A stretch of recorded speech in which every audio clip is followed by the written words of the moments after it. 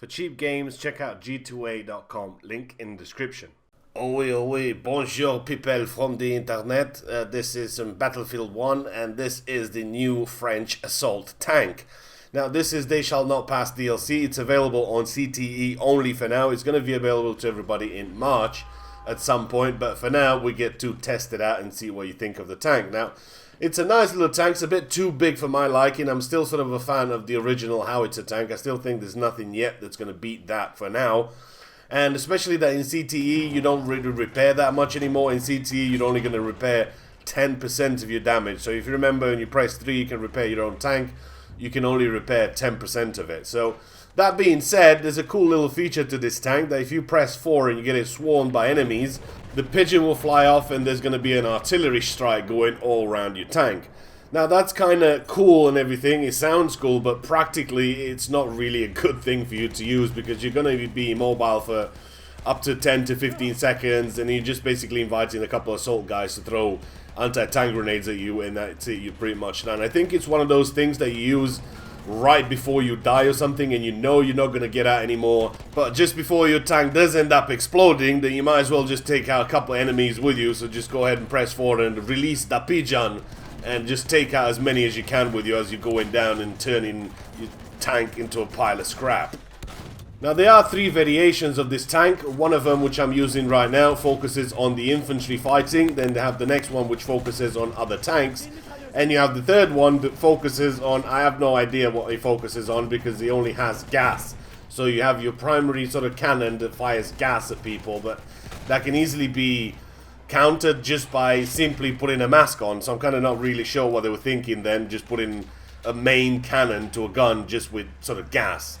I can easily put a mask and that's it. I mean, unless I'm sort of hitting him head on, and I could get a kill with it, I'm not really going to do that much damage to it, so I don't really see that variation of the tank being used too much. Now, I also mentioned in the previous video that we have some weapons that we need to unlock. I was kind of hoping that everything's going to be unlocked since you're in a test environment. There's no need for you to get to level 20-25 before you can unlock sort of most of these weapons. And the reason I say you need to get to level 20-25 is just because of the war bonds. You know, you need to have the war bonds in order for you to unlock the weapons. And you'd only get in so many war bonds before you need to sort of use them. So you'll need the 2 of the shotguns, you need the Model A, and you need the M97 Trench shotgun to be used. And you need to unlock both of those, so that's just 400 alone. Then you kind of need to do the same thing with support. You need the same thing with recon. You need to buy the Russian sniper. You need to see the same thing with medic. So you need quite a lot of levels and quite a lot of war bonds before you actually get into starting to unlock those things. And like I said, I was really hoping that since it's just a test environment, that's just going to be unlocked. Here we go, boys. They're the weapons. Go ahead and use them. Start using and abusing them and give us as much feedback as we can. And before the DLC, They Shall Not Pass is out, we'll have them tweaked and we'll have them ready. We'll know which is OP, which is not, and what should we do with the weapon. Now, if you do notice a tiny bit of lag into the game, I've mentioned this before, that this was the first time that we joined CTE.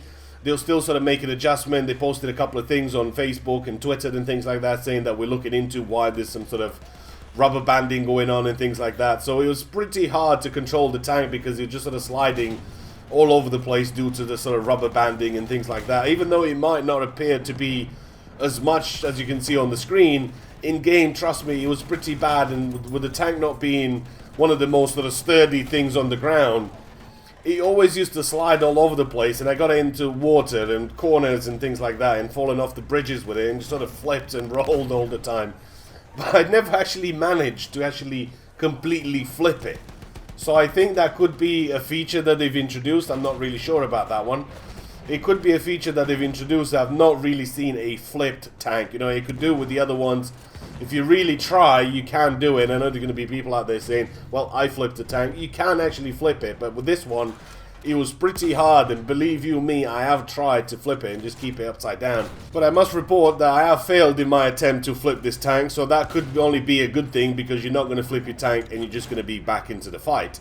And just a quick update on the weapons. I am working on unlocking all the weapons. I have about 4 of them unlocked so far. I have a couple more to unlock. They do have a few weapons for the medic and for the recon. They have some of the weapons that have the same weapon, but it's a different variation. So for the medic, they'll have the weapon that's just straight up from factory variation, and they also have the scoped variation of it as well. and that's kind of goes the same thing for the recon. The sniper will have the same thing, basically. You'll have the infantry version and you'll have the marksman version. So I'm working on all of those. I've got about 4 of them unlocked. Just need a couple of more war bonds, and I think I already made it to like level 20, and I don't have enough money to buy the actual weapon that I need to be using in order for me to unlock that sort of thing, and that's what's taking a little bit longer than usual. So look out for that. That's going to be probably out tomorrow. Hopefully the next map is going to be open up, because like I said, Operation Locker Fort Vox is not really something that I'm really looking forward to, and I've only played a couple of rounds of it. It's just simply not one of those maps I never really enjoyed. It was the same thing with Locker. I'd never really played too much on the Locker.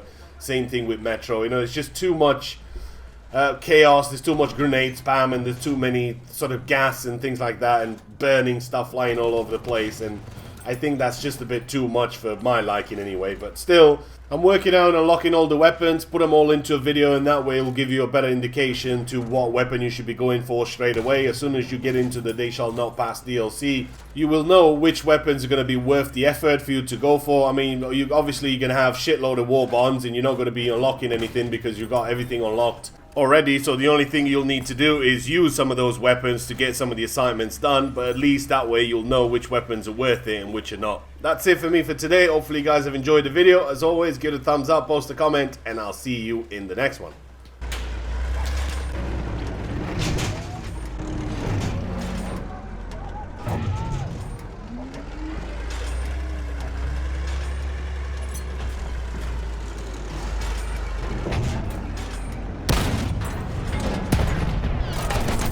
Mitrailleuse ennemie, par là!